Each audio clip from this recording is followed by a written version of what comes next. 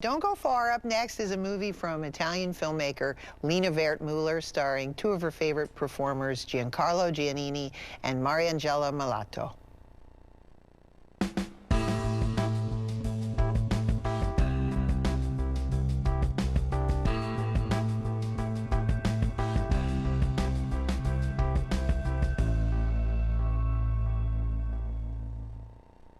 TCM presents a Dracula double feature in select cinemas October 25th and 28th only. For 2 days, see Bela Lugosi in 1931's Dracula.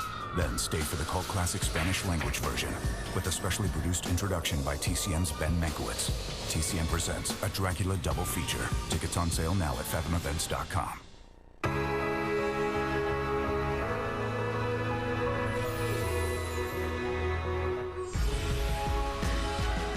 We've talked about so many female filmmakers, foreign filmmakers tonight, and there's so many that we're leaving out. Well, there's so many to talk about, really. I mean, yes. Wonderful filmmakers from Iran, from Russia, Cuba, the women filmmakers. I mean, I know a lot about Hollywood and a little about Bollywood, but I learned about Nollywood, the Nigerian film community. There's so much going on internationally. We are going to end with a couple films, Chantel Ackerman and Jane Campion, two fascinating filmmakers. Yes, what's happening internationally is so exciting. Yes. Our next director that we're going to talk about is Lina Wertmuller. Again, a real, idol of mine. I grew up, watching her films in a time where, parents used to take you to foreign films. It was not uncommon.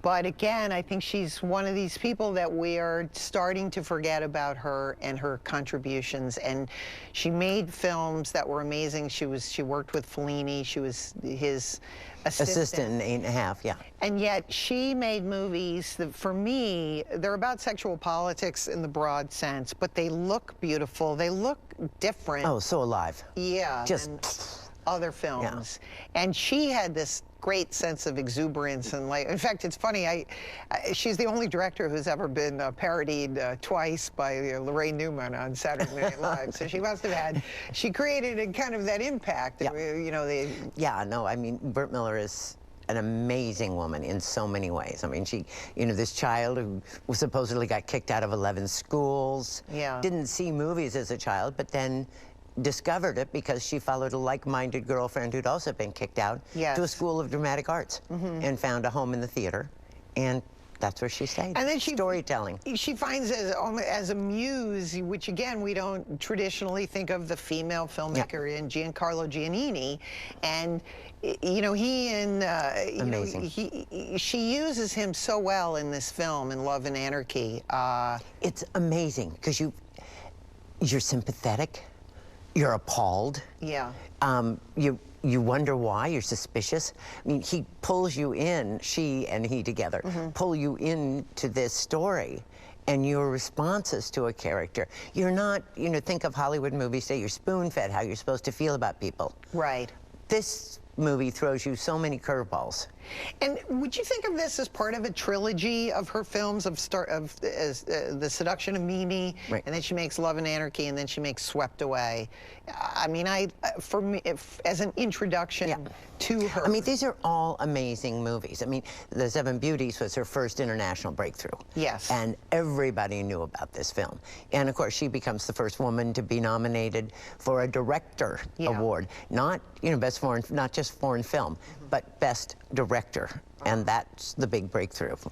And the film Love and Anarchy, it comes from a sense of a man has a mission, a political mission, yet he falls in love. Yeah. And is that going to, what's going to happen? Is he going to complete his mission, or is... Right, which is usually the reverse. The woman falls in love. And, so it's just a lot of shifts in what we would think of as the norm. I mean, she comes out of the whole post-war neorealism, but hers is with just such a burst of color and Yes. energy and humor that it takes it in a slightly different direction. And it's a beautiful looking film. Oh, yeah. The women look beautiful in it. And again, unlike a film like 8½, the women aren't objectified. They're right in there. Right. I mean, you are right in. And they know who they are. Exactly. They're up front. This is who I am. Every single type of character. And there's a great musicality. There's some beautiful montages where it reminds you of Fellini, and yet